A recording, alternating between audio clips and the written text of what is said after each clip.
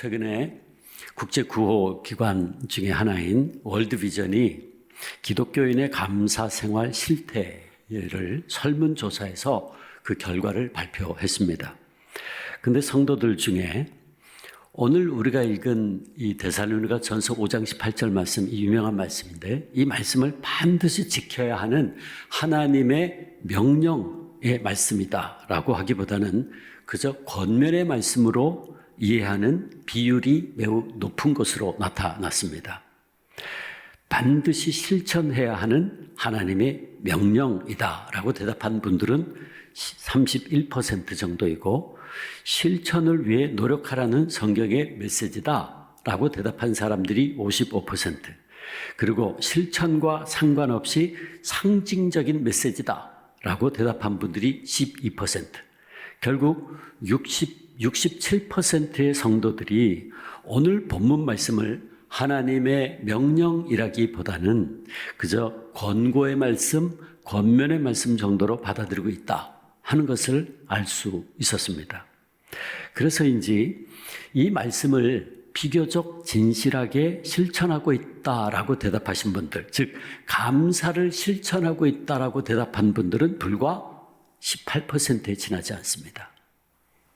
이 설문조사는 한국교회 그리스도인들의 감사 생활에 대해 알 수 있게 하는 최초의 계량적인 통계인데, 이 통계에 의하면 전반적으로 한국교회 성도들은 감사를 잃어버려 가고 있다 하는 것을 알 수 있습니다. 반면에 감사를 실천하고 있다라고 대답하신 분들을 조사를 하면서 감사하는 이유에 대해서 물어보았더니 가장 높은 비율로 나온 것이 몇 가지를 대답하라 그랬어요. 근데 가장 높은 비율로 나온 것이 감사를 통해 내 삶이 달라지기 때문이다.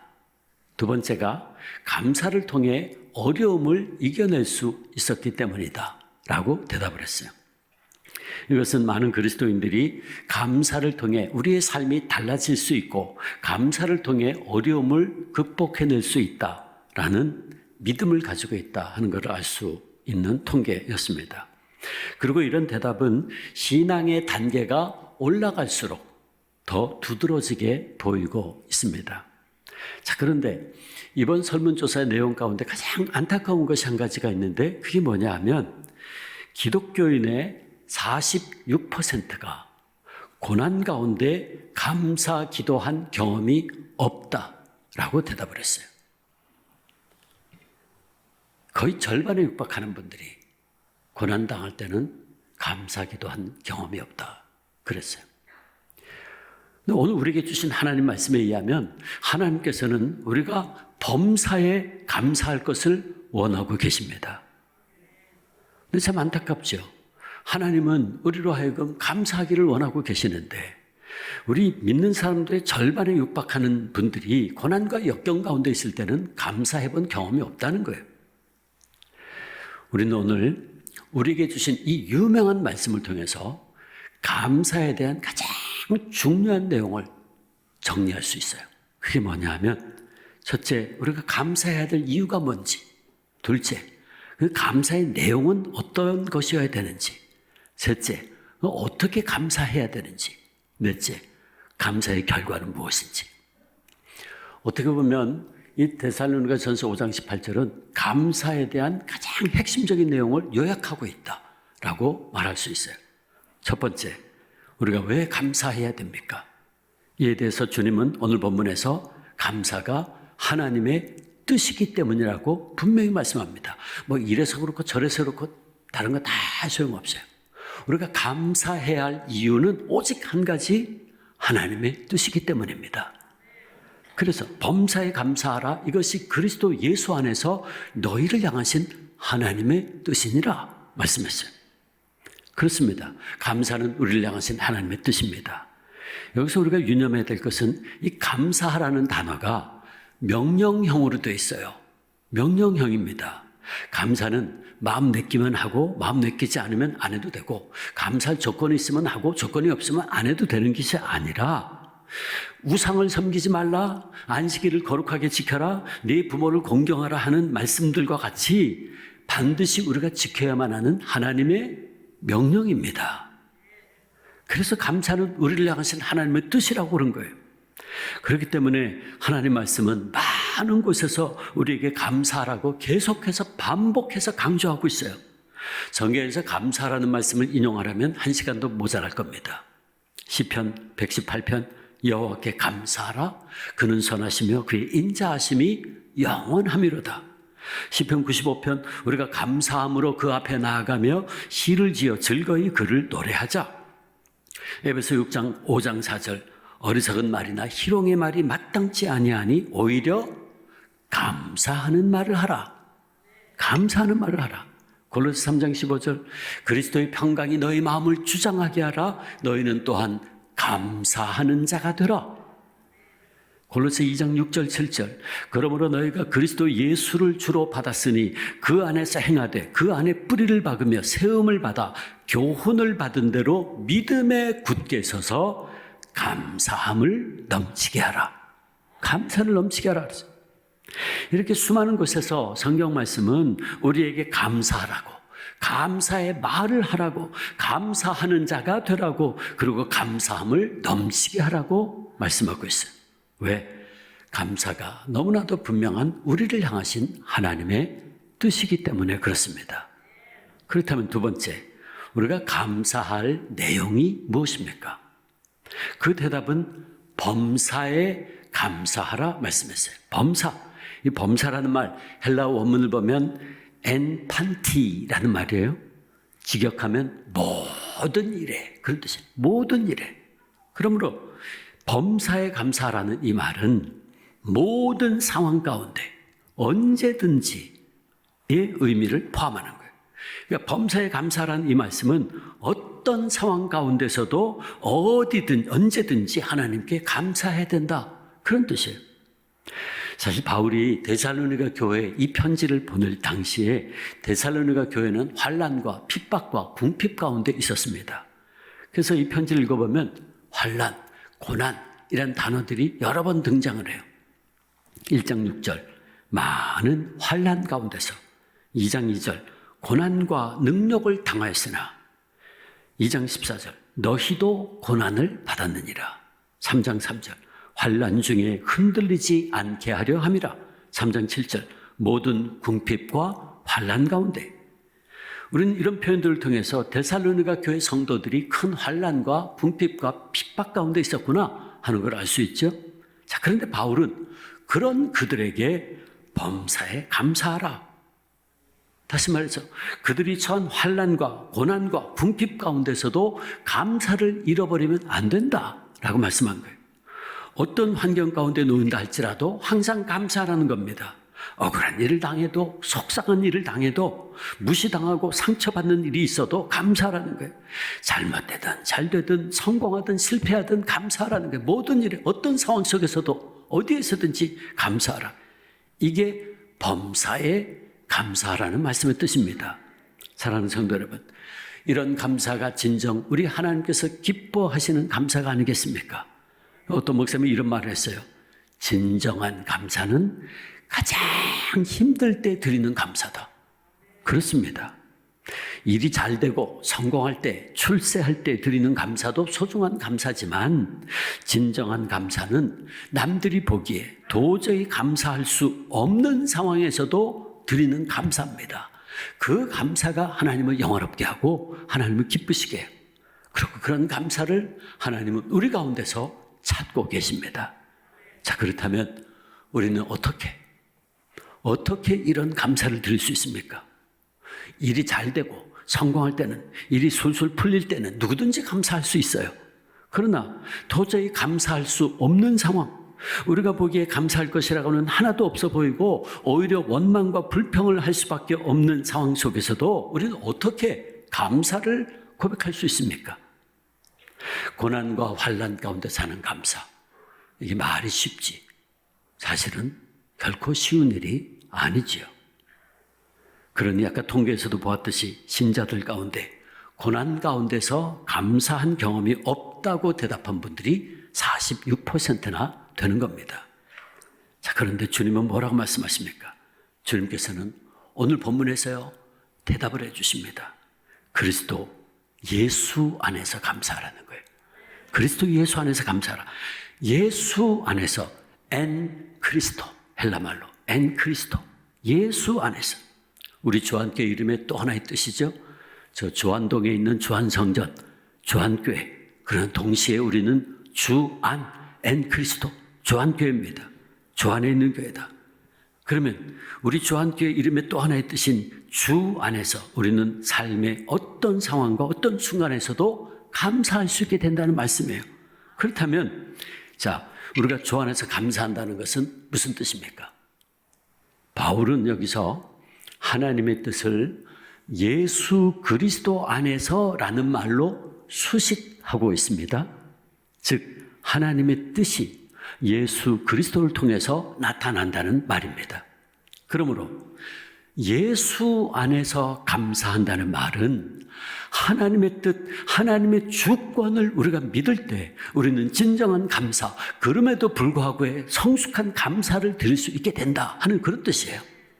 다시 말해, 오늘 내 눈에는 보이지 않고 그래서 이해할 수 없는 고통스러운 사건을 당하여도 그 어려움과 사건 배후에는 여전히 모든 것을 합력할 선을 이루시는 하나님의 뜻, 하나님의 섭리, 하나님의 섭리의 손길이 있음을 믿음으로 바라볼 때에 우리는 범사에 감사할 수 있게 된다는 뜻입니다. 사랑하는 성도 여러분, 우리는 시련과 환난 가운데서도 감사할 수 있었던 대표적인 사람 한 사람을 기억할 수 있습니다. 누굽니까? 요셉이죠. 우리가 잘 아는 요셉. 요셉은 17살 소년 때 형들에 의해서 이방 땅에 노예로 팔려가 무려 13년 동안 온갖 종류의 고난과 고통을 겪었어요. 그러나 그는 그 모든 것이 하나님의 섭리, 하나님의 주권, 하나님의 뜻 가운데 일어난 사건임을 알았고 하나님께서 그가 당한 모든 시련과 고통 가운데 역사하셔서 오히려 그 모든 것들을 선으로 바꾸셨다고 고백했죠. 여러분 기억하시죠? 창세기 50장 20절 21절 당신들은 나를 헤아려 하였으나 당신들은 나를 죽이려 했으나 형들한테 하는 얘기예요. 당신들은 나를 헤아려 하였으나 하나님은 그것을 무엇으로 바꾸사? 선으로 바꾸사 오늘과 같이 많은 백성의 생명을 구원하게 하셨나니 당신들은 두려워하지 마소서. 아버지 야곱이 죽고 나니까 형들이 두려워합니다. 이제 요셉이 그동안은 아버지가 살아있어서 복수하지 않았는데 이제 아버지 야곱이 죽었으니 이제 요셉이 복수하겠구나. 형들이 두려워 떨고 있었어요. 그때 요셉이 한 말이에요. 당신들은 나를 죽이려고 했지만 그러나 하나님께서 그 모든 것들을 다 선으로 바꾸셔서 오늘 많은 백성의 생명을 구원하게 하셨다는 거예요. 그러므로 하나님께 감사한다는 겁니다. 그렇습니다. 사랑하는 성도 여러분, 요셉처럼 하나님께서 모든 것을 선으로 바꾸실 것을 믿는 사람은, 그런 믿음을 가진 사람은 범사에 감사할 수 있게 됩니다. 그래서 사도 바울도 그 유명한 말씀 로마서 8장 28절 우리도 알거니와 하나님을 사랑하는 자 곧 그의 뜻대로 부르심을 입은 자들에게는 모든 것이 합력하여 선을 이루느니라 라고 고백한 거예요. 즉 우리가 하나님은 모든 일을 통해서 우리의 고난도 실패도 역경도 병듦도 심지어는 죽음조차도 모든 일을 통해서 선을 이루시는 분이심을 믿을 때 우리는 어떤 상황 속에서도 언제든지 감사할 수 있게 되는 겁니다. 이것이 바로 우리가 그리스도 예수 안에서 범사에 감사할 수 있다는 뜻입니다. 바라기는 우리 모두가 모든 것을 합력해 선을 이루시는 그 하나님을 믿는 믿음 안에서 범사에 감사하는 성숙한 그리스도인들 되기를 주님의 이름으로 축원합니다. 그리고 우리가 이런 귀한 감사, 예수 그리스도 안에서 어떤 상황 속에서도 범사에 감사를 드릴 때에 바로 그 감사를 통해서 우리 하나님께서 영광 받으시고 감사의 결과 영광 받으시고 우리에게 더 놀라운 구원의 역사를 보여주시고 당신의 기적을 이루어 가십니다. 그래서 시편 기자가 이렇게 노래한 거예요. 같이 읽어볼까요? 시편 50편 23절 같이 읽습니다. 시작.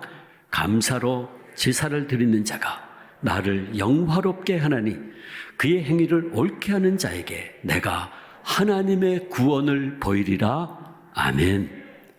우리가 감사할 수 없는 상황에서도 감사를 드리면 그 감사를 하나님이 기뻐 받으시고 영광을 받으십니다. 우리 눈에는 절망할 수밖에 없고 원망과 불평할 수밖에 없는데도 우리가 여전히 모든 것을 합력하여 선을 이루시는 그 하나님을 바라보면서 원망하기보다는 불평하기보다는 감사하고 찬양할 때 하나님께서는 우리의 그 믿음의 감사와 찬양을 통해서 영광을 받으시고 놀랍게 역사하신다는 말씀입니다. 여러분, 바울과 실라가 감옥에 갇혔을 때에 기억하시죠? 그때 바울은 한 귀신 들린 여인을 불쌍히 여겨서 귀신을 쫓아내고 그녀를 치유해 주었습니다. 이때 귀신 들린 그 여인을 사용해서 점을 보게 해서 돈을 벌던 주인이 바울과 실라를 고소해서 감옥에 가둡니다. 바울과 실라는 한 불쌍한 여인을 구원해 줬다는 대가로, 선행을 했다는 대가로 억울하게 매를 맞고 빌립보 깊은 감옥에 갇혔어요. 근데 그럼에도 불구하고 바울과 실라는 모든 것을 합력해서 선을 이루시는 그 하나님을 믿는 믿음의 눈으로 바라보고 그 깊은 감옥 안에서 하나님을 찬양하고 감사 기도를 드렸어요. 찬양했다고요. 감사하면서 기도했어요. 그리고 그들의 그 한밤의 감사 찬양은 사탄의 세력이 굳게 다져놓은 옥토를 뒤흔들었고 마침내 옥문을 활짝 여셨어요. 감사하는 자에게 하나님의 구원을 보여주셨습니다. 그렇습니다. 우리 하나님께서는 감사할 수 없을 때 감사하고, 어려운 질병 가운데 있을 때도 감사하고, 억울한 일을 당했을 때도 감사하고, 물질적인 어려움을 당하면서도 감사하고, 큰 고통 가운데서도 감사할 때에 마침내 하나님의 구원과 기적의 역사를 일으켜 주시는 것입니다. 지난주에 제가 제 목 상태에 대해서 여러분에게 말씀드리고 난 후에 제 마음에 간절한 기도가 하나 있었습니다.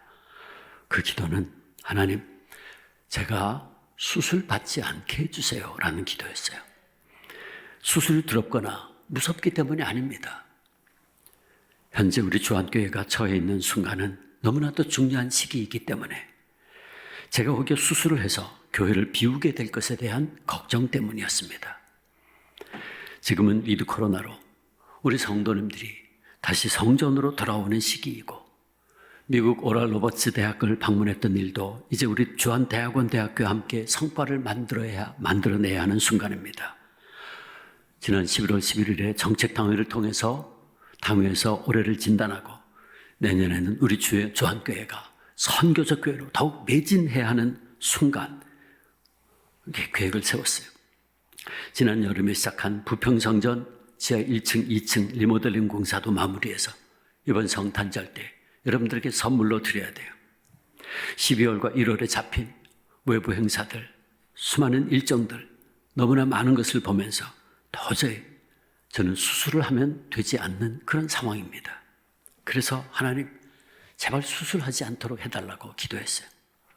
그러나 지난 수요일 병원에서 수술을 해야 한다는 판정을 받았습니다. 성대 결절이 문제가 아니고 후두 안에 그 핏줄이 터졌던 것이 몽우리가 졌다가 그게 용종이 됐습니다. 그래서 의사는 그걸 빨리 제거해야 되겠다라고 결정을 한 것 같아요. 이번 주간 동안에 수술을 하자는 것을 제가 다음 주 우리 전도 초청주일인데 도저히 안 될 것 같아서 연장하면 좋겠다. 그래서 30일로 날짜를 연장을 했어요. 근데 의사께서 수술을 해야 한다는 그 순간 저는 참 가슴이 철렁했어요. 앞서 말씀드렸듯이 두려워서가 아닙니다. 제 눈앞에 너무나 많은 사역과 일정들이 있었고 이것들은 반드시 해야 하는 하나님의 일이기 때문에 제가 빠지면 안 된다고 생각하고 있었기 때문입니다. 그러나 수술하게 됐으니 모든 일정 다 취소해야 되고 중요한 사역들의 차질이 생길 수밖에 없게 됐어요. 그래서 제가 직접 전화할 곳은 전화하고 일정을 정리하는 중에 저도 모르게 제 마음속에 하나님을 원망하는 마음이 생겼어요. 하나님 아시지 않습니까? 지금 주한교회 너무나도 중요한 순간입니다. 코로나로 인해서 어려웠다가 이제 다시 교회가 문을 열고 성도님들이 교회로 오고 있는데 담임 목사인 제가 목소리가 안 나와서 말도 제대로 못하고 목회에 큰 차질을 빚게 됐으니 이거 어떻게 합니까? 하나님 이거 너무한 거 아닙니까? 제가 원망하고 불평하는 마음이 생겼어요. 근데 그때 주님께서요, 제 마음속에 이렇게 말씀하셨어요. 그 주님의 말씀이 제 마음속에 꽂혔습니다. 주목사야, 네가 뭔가 착각하고 있는 것 같은데 주한교회는 네가 목회하는 게 아니야. 내가 해. 주한교회는 네가 하는 게 아니야. 내가 해. 그 말씀이 제 마음에 꽂히는데 제가 얼마나 교만했었는지 회개하지 않을 수 없었어요. 그리고 회개의 기도 뒤에 주님께 대한 감사의 고백이 터져나왔어요.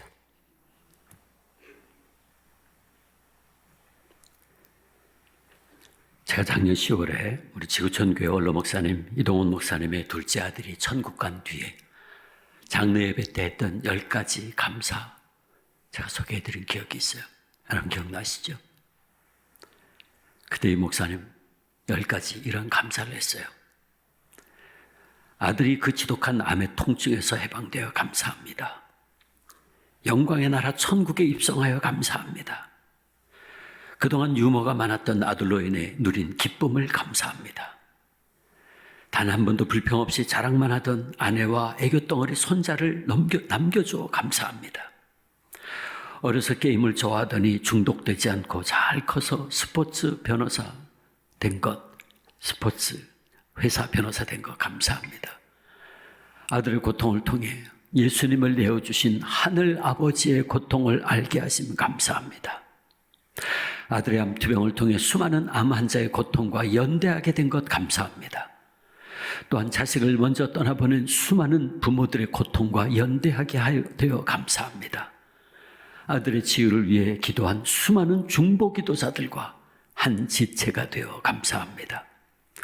아들이 간 천국을 더 가까이 소망하게 되어 감사합니다. 제가 이 목사님의 그 감사를 기억하면서 또 저의 교만을 회개하면서 제가 10가지 감사를 저도 이렇게 적어보았어요. 당회원들 가운데 다른 목사님들이나 장로님들이 아니라 제가 아프게 하시니 감사합니다. 성대의 아픈 곳 금방 찾게 하시고 또 수술할 수 있게 하시니 감사합니다. 지금껏 성대를 잘 사용케 하시고 또 수술 후에도 잘 사용케 하실 줄 믿으니 감사합니다. 성대를 수술케 하시니 이제 말을 줄이고 하나님을 향한 귀를 열게 하시니 감사합니다. 그동안 쉴 수 있는 시간이 없었는데 비록 수술 후 치료 과정이지만 안식할 수 있는 시간을 주시니 감사합니다. 육신의 아픔과 고통을 통해 우리 교회 성도들의 아픔과 고통을 조금이나마 이해할 수 있게 하시니 감사합니다. 비록 목소리는 안 나오겠지만 주님과 더욱 많은 대화의 시간을 갖게 하시니 감사합니다. 주님의 몸된 주한교회 후반기 사역과 섬김을 위하여 기도하면서 더욱 잘 준비할 수 있는 시간 주시니 감사합니다. 제 아픔을 이해해 주시는 당위원들과 성도님들 만나게 하시니 감사합니다. 무엇보다 모든 일을 합력하여 선을 이루실 주님께서 모든 사역들을 감당해 주신다고 말씀해 주시니 참으로 또 감사합니다. 사랑하는 성도 여러분, 불평은 불평을 낳고 원망은 원망을 낳지만 감사는 감사를 낳습니다. 불평은 불행의 시작이지만 감사하는 사람에겐 감사하는 일들이 계속 일어납니다. 왜? 하나님께서 우리의 감사를 통해 영광을 받으시고 더 놀라운 감사가 이어질 수 있도록 그의 구원을 베푸시기 때문입니다. 그래서 유명한 설교자였던 찰스 스폴전 목사님이 이런 얘기를 했어요. 참 의미 있는 얘기입니다. 촛불을 주신 하나님께 감사하면 등불을 주시고, 등불을 주신 하나님께 감사하면 별빛을 주시고, 별빛을 주신 하나님께 감사하면 달빛을 주시고, 달빛을 주신 하나님께 감사하면 햇빛을 주시고, 햇빛을 주신 하나님께 감사하면 날빛보다 더 밝은 천국을 주십니다. 아멘. 그러므로 사랑하는 성도 여러분, 이제 우리 새로 시작합시다. 우리 새로 시작합시다. 아무리 적은 것이라 할지라도 감사합시다. 감사할 수 있는 것이 아무것도 없다고 할지라도 그것조차 감사합시다. 감사는 우리 하나님을 감동케 하사 놀라운 기적을 불러일으키기 때문입니다. 너희가 그리스도 예수를 주로 받았으니 그 안에서 행하되 그 안에 뿌리를 박으며 믿음에 굳게 서서 그리스도 예수 안에서 감사함을 넘치게 하라. 바라기는 예수 그리스도 안에서 넘치는 감사로 매일 매순간 기적을 경험하며 살아가는 우리 주 안의 성도님들 다 되시기를 주님의 이름으로 축원합니다.